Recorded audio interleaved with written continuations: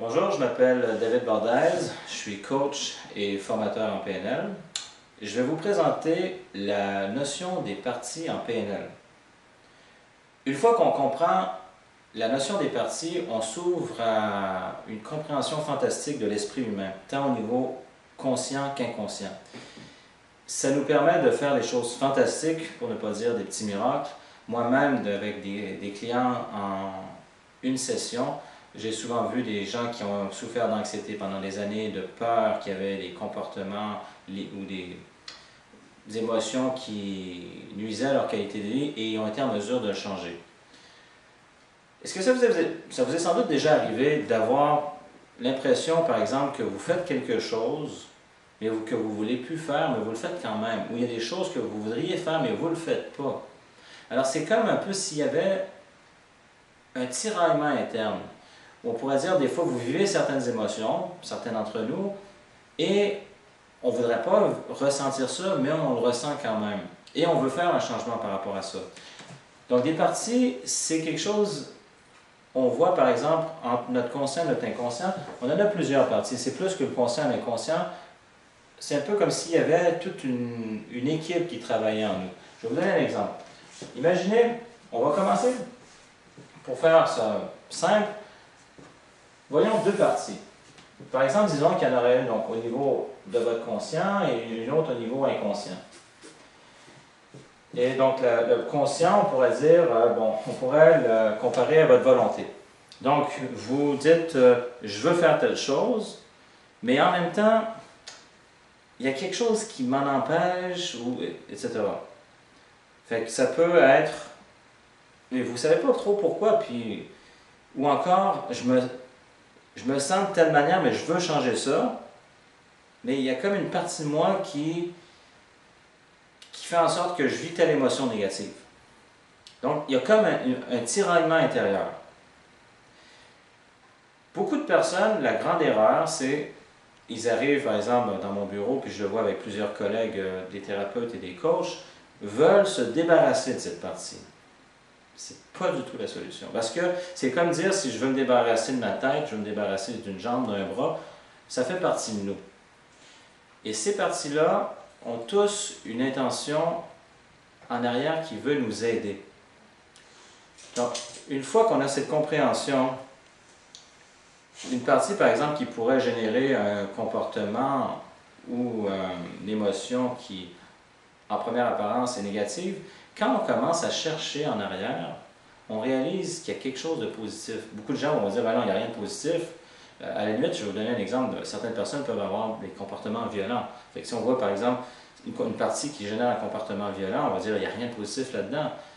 Il peut y avoir eu une époque de leur vie où ils ont eu besoin de ça pour se protéger, protéger leur identité, protéger leur intégrité. Et quand on recule beaucoup plus loin, on va voir en arrière, qu'est-ce qu'il y a en arrière de ça? Donc, ils ont besoin, par exemple, de se protéger. Se protéger pourquoi? Pour se sentir en sécurité. Se sentir en sécurité pourquoi? Pour se sentir libre. Et on arrive justement à des états fondamentaux comme l'amour, la paix, se sentir complet. Donc, on réalise que en explorant en arrière de cette partie qui, au départ, peut générer une émotion, un comportement en première apparence qui est néfaste, il y a toujours une intention positive. Quand on explore de ce côté-là, donc la personne a dit je veux réaliser telle chose, je veux poser telle action, tout ça, et on creuse, on réalise qu'au bout de la ligne, bon, pourquoi tu veux réaliser telle chose? Parce que je vais avoir un sentiment de satisfaction, etc. Qu'est-ce que ça va donner cette satisfaction? Ça va me donner une fierté, tout ça. Et on voit également qu'au bout de la ligne, ça amène à des états fondamentaux qui sont la paix, l'amour, le fait de se sentir complet, de se sentir correct.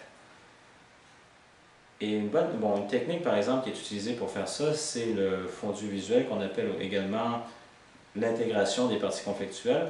Et on établit un dialogue entre ces deux parties. Et toujours d'une manière, comme je disais, respectueuse, où la partie qui génère l'émotion ou le comportement négatif se sent respectée, se sent et sécurisé. Parce que souvent, l'inconscient, on pourrait souvent le comparer par analogie à un enfant qui souvent est effrayé et qui a besoin d'être rassuré. Et une fois que ça se fait, une communication peut s'établir. Quand elle sait que justement on ne voudra pas la détruire, mais qu'on est là pour l'accueillir, elle peut s'ouvrir et nous dire finalement qu'est-ce qui est vraiment au cœur de cette partie, c'est quoi son intention fondamentale.